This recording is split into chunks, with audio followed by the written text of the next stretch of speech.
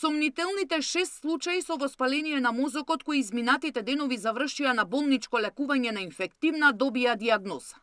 Лабораториски е потврдено дека се заразени со западно-нилска треска.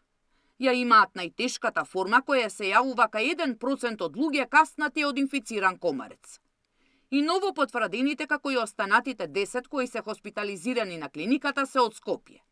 Уште еден заразен со Вест Найл вирусот има во приватна здравствена установа, информираат здравствените власти. Вкупната бројка на заразени годинава е 20, што е најмногу досега. Бројца пациенти се во тешка клиничка состојба, со развиена невроинвазивна форма на болеста и се лекуваат во одделот за интензивно лекување, додека останатите пациенти се во стабилна состојба и се под континуиран медицински надзор. Сите се од Скопје, сите се во возрастна група над 60 години и сите се со повеќе придружни болести.